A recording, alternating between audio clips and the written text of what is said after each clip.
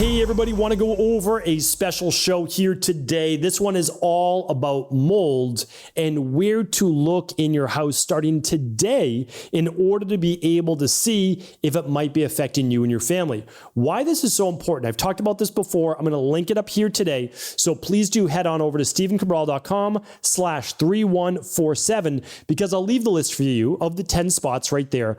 I'll give you some big takeaways, but also I want to share some previous mold-based shows with you. So mold is considered a stealth pathogen. That means basically it's hidden and it creates symptoms of a lot of other things, meaning that when something like a parasite or mold, which is of course what we're focused on here today, enters the body, it begins to create inflammation in a way set off by what are called Th helper, so T helper, Th2 immune cells. What this means is this is more of a chronic sensitivity. So a lot of people with mold-based issues or parasites or any of those things, they experience more allergies or maybe asthma or skin rashes or headaches or a stuffy nose or postnasal drip or brain fog or joint pain. So they experience the inflammation or they experience the symptoms of chronic inflammation. But remember, I've said this now since I started the show in 2016,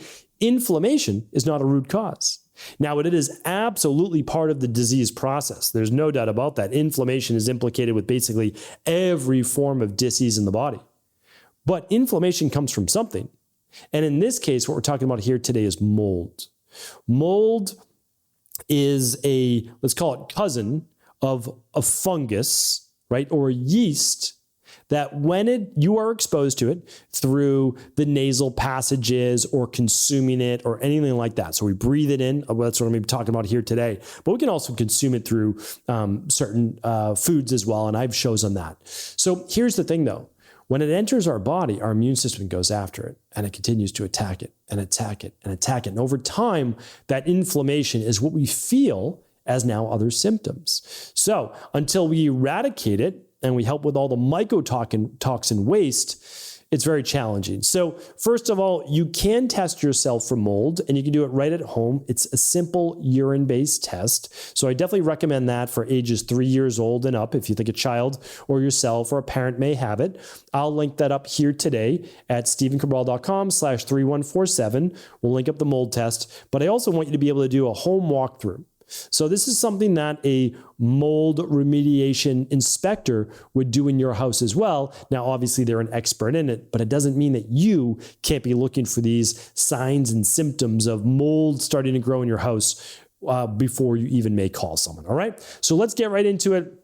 Really important show. We're going to dive in. First things first, think about where you may have running water throughout the day, because that's going to give you a hint as to what might be most affected. And here's why.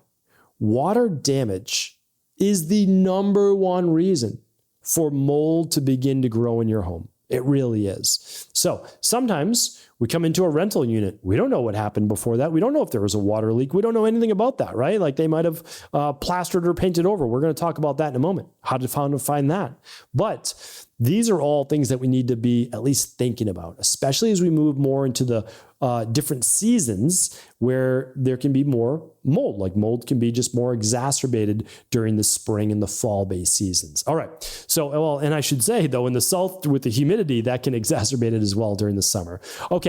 So first spot that we want to look for mold is the sinks in the home. Now, it's not going to be on the top of the sink. It's not going to be near the faucet because mold grows on essentially organic-based substances. So, and I use the term organic loosely, meaning like paper, things that are essentially natural that it can feed off of. Okay, so it's not going to be on a porcelain sink or ceramic sink or metal sink. It's just not going to be there. Where you want to look, and this is really important, is under the sink where the pipes go into the wall. So in your bathroom, you're going to look under the sink. Here's a big spot though, the kitchen sink. You would be surprised how many leaks happen, even a slow drip over time under the kitchen sink. And then what happens? Well, it drips on all of that fake fiberboard that's oftentimes in there. And mold just continues to grow. So sometimes you can smell it when you put your head in there, which smells like the mustiness, right? That's mold. It starts to grow mold. But you might actually be able to see white, little fuzzy things growing at first, and then eventually greenish, and then eventually black. And certainly we don't want any of them, but definitely not black. All right, so let's check under those sinks, especially those kitchen sinks, okay? The next one is this, your air conditioning units. Now, here's what I want you to do. You're going to look at the back of it, which if you're on a second floor, might be challenging if it's always in. But if you're on a ground floor, look at the back. Look to see if there's mold covering the back of that unit. But then what I want you to do is just grab a flashlight and look inside the vent. So I have one in my garage. It's how I cool my garage, which is basically a workout gym that I've created.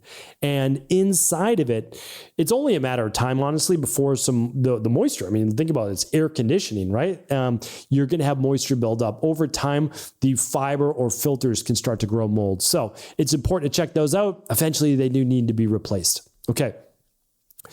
Hot water tanks. One of the biggest spots for mold. And here's why. They drip. So on those drip pans below, you often can get mold, but also on the top of the unit. And this is a big one. I was in a condo building in Boston, and this happens in a lot of apartments and condos. And the neighbor upstairs, wasn't necessarily their fault. Eventually, if you don't replace your hot water unit, it eventually goes. That's it. And they had to replace it probably 15 plus years. And all of that water came down into our apartment and down the wall. So what you want to do is you want to look for those hot water tanks, hopefully replace it before it expires, and just, again, check for mold around that. Okay, along the same lines, and then we'll kind of switch off because I had this actually in my new home. We had to fix this. It was duct work. Now, I got a crash course in duct work and mold. So this house that we're in right now, first house that we've lived in, it's a big house, and it's got ductwork. And the ductwork kind of runs all over. And what happens is if there are low points in the ductwork and there's nothing blowing that moisture through or getting it out, you're going to get mold start to grow in the bottom of the duct. And then whenever your AC is going or heat, the mold spores get blown into the home. So we had to do a cleaning of our ducts, and then we use the infrared, but it's fine. It's not bad. It's not bad to have, but it's not going to stop the water there from pooling. So we kind of keep that air blowing through, and we also make sure no water begins to pool. So that's that. Luckily, we had someone who's really good at servicing the AC, and we work with them on that. Okay, next one. This is one actually that my wife shared with me. She knew about this one. I didn't know about it, but the front loading washing machines. So if you have a front loading washing machine, we switched all ours out to top loading, but the front loading ones collect water at the bottom of where you open it, where that circle is, because just doesn't suck all the water out. And over time, mold begins to grow there. So check that area as well. All right. Next one is, and this is crazy because we actually had this in Maine, basement or garage. So if there's any moisture in a garage or basement, what can happen is anything that has organic material, paper or furniture or fabric of any type, can begin to grow mold. So all it takes is just moisture in the air as well. That's why humidity matters. If you live in Florida or Georgia or Louisiana, any place with like moisture and humidity, you have to be careful. You got to keep that AC running. I know that not everybody's able to do that, but the mold begins to grow quickly. It really does. And so it's a place to look for. So just make sure you're using a dehumidifier if you have a basement unit or anything like that, if you do get a lot of humidity built up. All right. The next one, similar to the sinks, but a little bit different because mold can begin to grow in bathtubs and showers all around the edges. So it can grow in the grout. It can grow around the faucets, like the actual spout itself as well. And the mildew can actually sometimes begin to grow on tile, on blue board, and other things like that. So give it once over. Make sure you don't see anything like that. If you see anything, you're going to spray it. You're going to try to kill it. All right. Bathroom vents. We've had to have ours cleaned twice. So bathroom vents, what do? They suck moisture out of the air. Again, it all goes back to this water, right? So as they're sucking moisture out of the air in your bathroom from your shower, whatever it is, you can start to get mold growing there. So you can take out a ladder. Again, I'm not saying that you should do it, but maybe a handyman can do it. You're going to have them go up there. You're going to unscrew the vent. Usually they're just plastic lids. Sometimes they're metal. Better if they're metal, I guess. And then you're going to open it up and you're just going to have it cleaned out. And so that can get rid of a lot of that mold.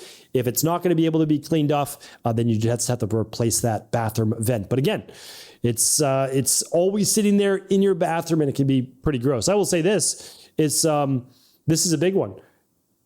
Shower curtains, those little caddy trays that people put in their showers and bathrooms, all of that can begin to grow mold over time too. So anything where there's moisture, clean it out, get it out, have as few things there as possible.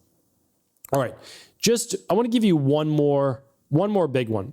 So this is an important one if you're buying a new home or you're renting, or it's even if you have in the past. Look for bubble marks or cracks on the ceilings, the corners, or anywhere down a wall. This can often signal that a moisture problem was just painted over. So let's say you're looking up at your ceiling and you notice a brown watermark. All right, well, you know that that's probably water, right? And behind that, you can't see it, but it may be mold behind the sheetrock. Okay, so let's say though that someone paints over it. Well, over time, from that water, because it's sheetrock, right? So it's whatever that rocky material is in between it and two pieces of paper. Again, I know I'm oversimplifying. That can crack over time.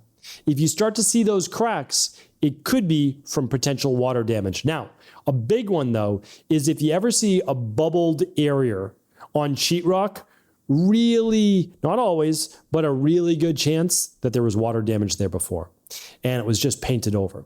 Behind that sheetrock, most likely, not always, but most likely maybe mold. So this is when you bring in a mold remediator, if you're not able to do that yourself, which most people aren't, and they'll cut out that section, and then they usually go out about 3 to 6 feet, usually 6 feet.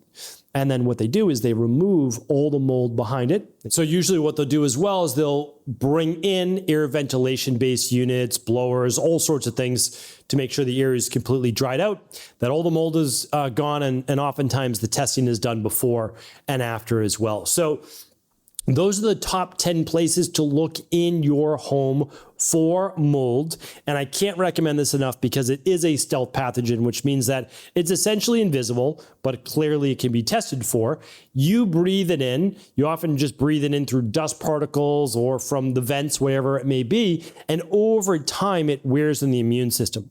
It begins to cause inflammation, which then leads to the symptoms of headaches and migraines and allergies and asthma and learning issues in children and brain fog and joint pain and poor recovery, etc.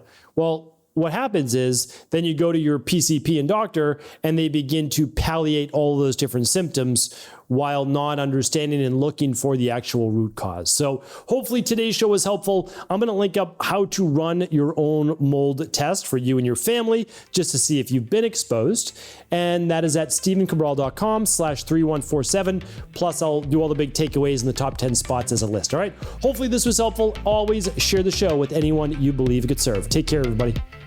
Thanks so much for tuning into today's show. Before you go, don't forget to hit that subscribe button. I want to make sure that you're getting our daily content, not missing out on anything functional medicine, wellness, weight gain, weight loss, anti-aging, living longer, stronger, and all of the most cutting-edge research. And if there's any topics you want to hear, feel free to leave them in the comments below. Take care.